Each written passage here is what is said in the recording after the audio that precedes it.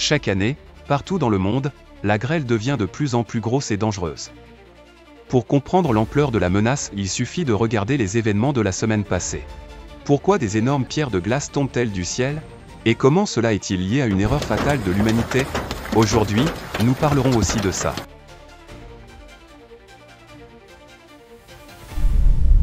Roumanie.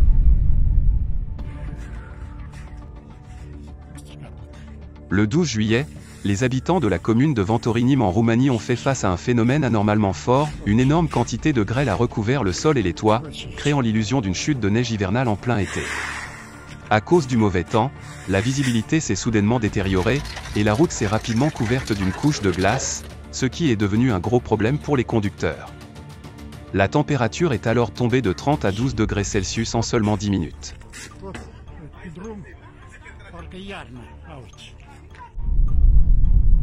Ukraine.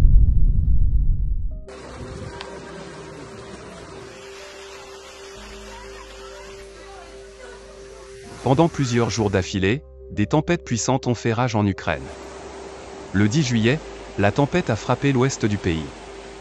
À Lviv, en seulement 12 heures, il est tombé 110 mm de pluie, un record dans toute l'histoire des observations météorologiques de la ville.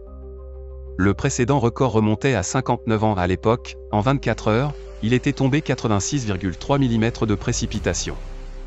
Les rues de la ville étaient inondées, et les gens se sont retrouvés bloqués dans leurs maisons. Ils ont dû être évacués en bateau. Les rivières près de la ville sont sorties de leurs lits, inondant des centaines de maisons et de voitures. Plus de 44 000 abonnés sont restés sans électricité. La veille, une tornade a été observée dans la région de Lviv. Le 10 juillet, dans les régions de Tcherkassy et Kiev, un vent violent a abattu des arbres sur les routes et les maisons. Les rues ont été submergées, et des centaines de localités sont restées sans électricité. Dans plusieurs districts de la région de Kiev, une grêle anormalement grosse, par endroits de la taille d'un œuf de poule, est tombée. Elle a endommagé des voitures, les toits des maisons, détruit les cultures et les vergers. Et dans la région de Poltava, les tempêtes ont fait rage pendant 2 jours d'affilée, accompagnées aussi d'une énorme grêle. La tempête a causé des dégâts dans des dizaines de villages. Le soir du 12 juillet, une forte pluie avec des rafales de vent allant jusqu'à 20 mètres par seconde a frappé la région de Kharkiv. Le vent a fait tomber une grue à Tours, et un arbre est tombé sur un train électrique, les passagers ont dû être évacués. Des images d'un impressionnant éclair sphérique circulent sur Internet. Il y a eu une tragédie, une femme est morte. 5 autres personnes, dont une fillette de 7 ans, ont été blessées.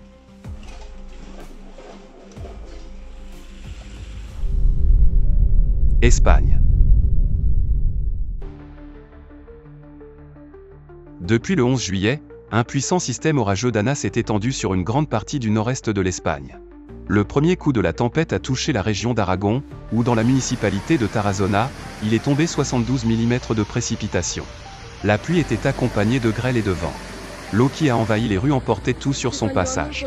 Des maisons d'habitation, des entreprises, ainsi que de nombreux commerces et bureaux ont été inondés.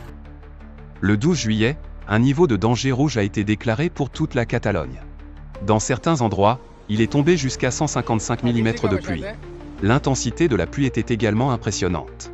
Dans la ville d'Igualada, en seulement 10 minutes, il est tombé presque la norme mensuelle de précipitation, et en 1 heure 3 fois cette norme. À cause de la menace d'inondation, la Compagnie nationale de chemin de fer Renfe a complètement arrêté la circulation des trains de banlieue et régionaux en Catalogne. En conséquence, environ 150 personnes ont passé la nuit à la gare de Sants à Barcelone.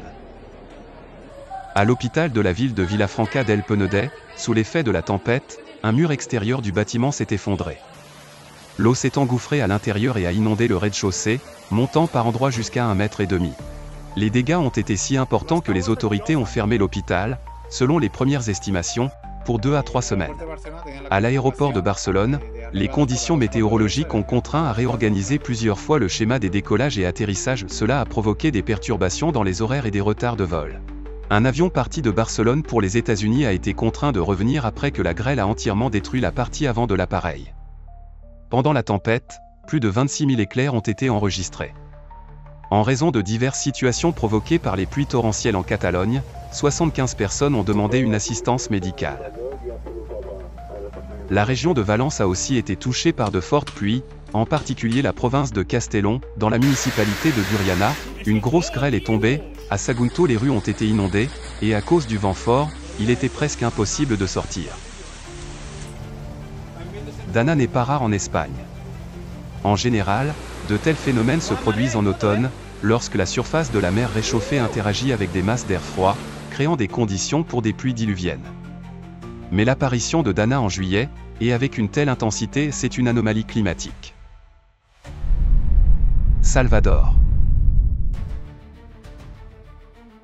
Le 10 juillet, dans la région de la station balnéaire de Santa Teresa au Salvador, une puissante explosion hydrothermale s'est produite au niveau du plus grand geyser d'Amérique centrale. Ce geyser n'est pas seulement une attraction touristique, c'est un canal hydrothermal actif de 70 mètres de diamètre et de 20 mètres de profondeur. La température de l'eau et de la vapeur y atteint toute l'année 350 degrés Celsius. Le jet d'eau bouillante, de vapeur et de fragments de roches volcaniques a endommagé les infrastructures touristiques. Les arbres et les routes ont été couverts de boue brûlante. Heureusement, il n'y a pas eu de victimes, toutes les personnes ont eu le temps de quitter la zone dangereuse. Une habitante a raconté qu'au moment de l'explosion du même geyser en 1989, qui avait coûté la vie à 32 personnes, ses proches avaient brûlé vifs. Et jusqu'à aujourd'hui, selon elle, les gens ne sont pas informés des risques et ne reçoivent aucune instruction en cas de nouvelle éruption. Les experts insistent sur l'interdiction de construire dans un rayon de 200 mètres autour de la zone dangereuse. Certains spécialistes établissent un lien entre l'éruption de ce geyser et l'activité sismique au Guatemala, où, en 5 jours à partir du 8 juillet, plus de 570 secousses ont été enregistrées. La plus forte a atteint une magnitude de 5,7. En conséquence, 7 personnes sont mortes, des dizaines de maisons et de routes ont été détruites, et des centaines de personnes ont été évacuées des zones à risque.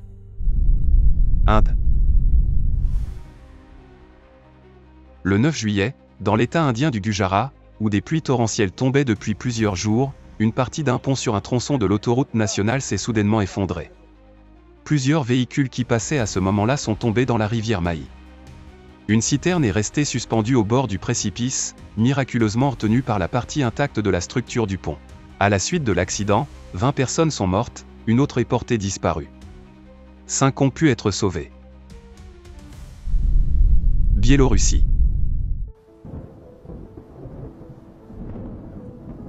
Depuis le 9 juillet, la Biélorussie est à son tour sous l'emprise d'une tempête extrême. Des rafales de vent allant jusqu'à 24 mètres par seconde et des orages ont provoqué des coupures d'électricité dans 170 localités du pays.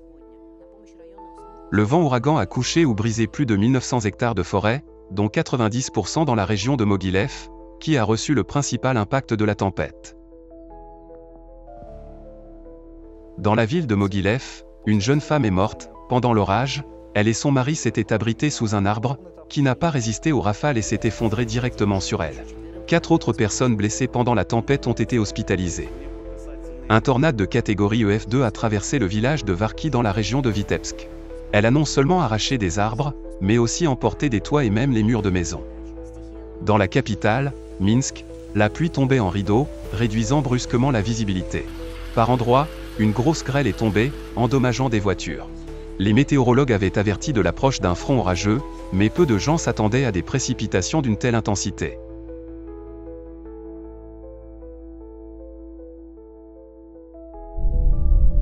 Russie. Pendant une semaine, la Russie a été frappée par une série d'anomalies météorologiques. Le 9 juillet, le sud de la région de Pskov s'est retrouvé sur le trajet d'une tempête venue de Biélorussie.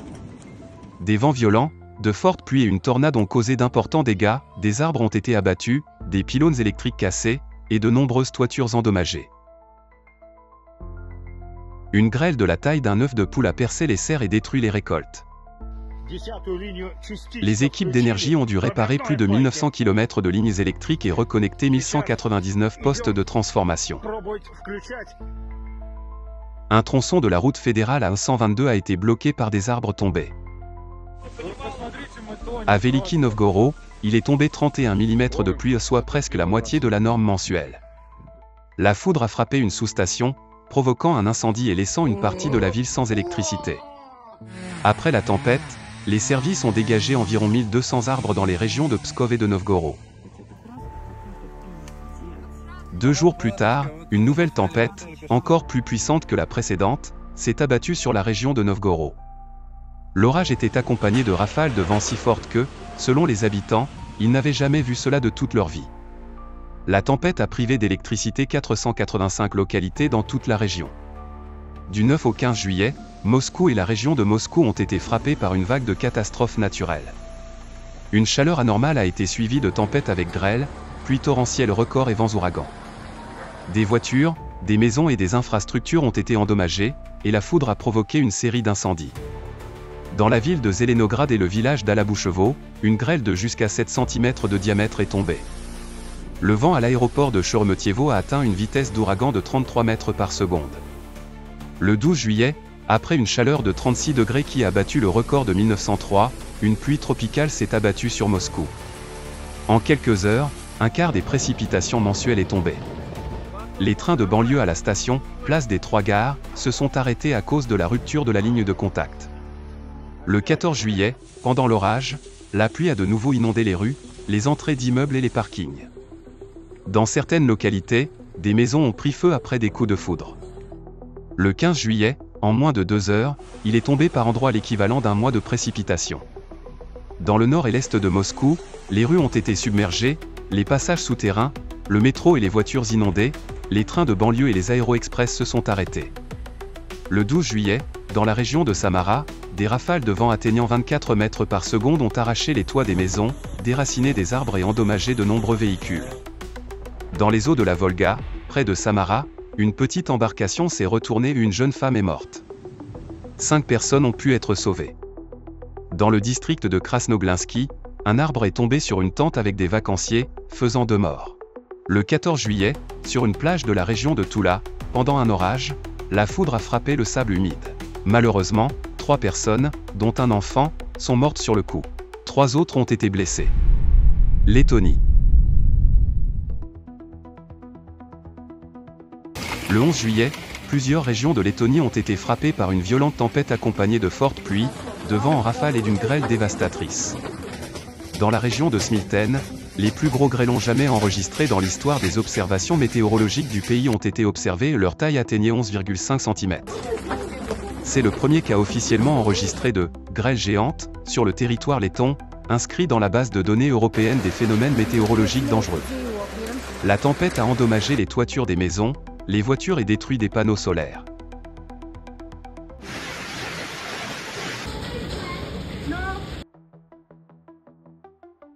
Partout dans le monde, la grêle devient un véritable fléau, sa quantité et sa taille, inimaginables hier encore, choquent.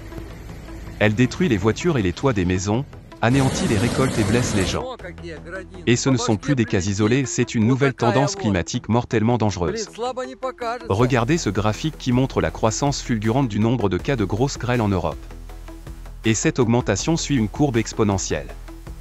En plus de l'élévation de la température globale et de la teneur en humidité de l'atmosphère, qui crée des conditions favorables à la formation de la grêle et à l'augmentation de sa taille, il y a un autre facteur qui explique ce bond brutal du nombre de cas de grêle.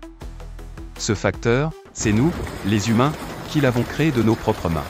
Nous avons nous-mêmes créé un ennemi invisible, dont la majorité ne soupçonne même pas l'existence. Et cela est devenu une erreur fatale de l'humanité. Il s'agit du plastique. Ce n'est plus simplement des déchets dans les océans et les sols.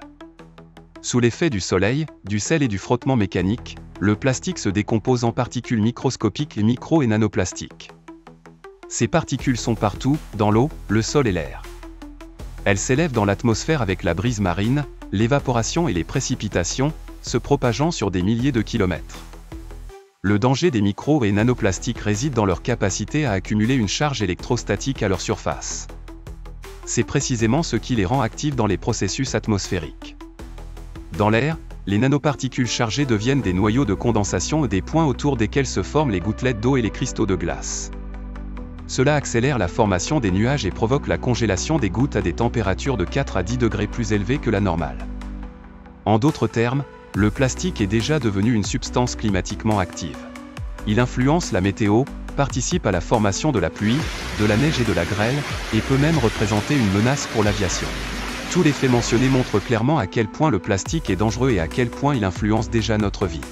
Mais ce que les scientifiques ont découvert sur son impact sur le corps humain a été pour eux un véritable choc. Ce qu'ils ont découvert, regardez dans la nouvelle vidéo du Dr Egon Cholakian, ainsi que dans le rapport des scientifiques, ALLATRA.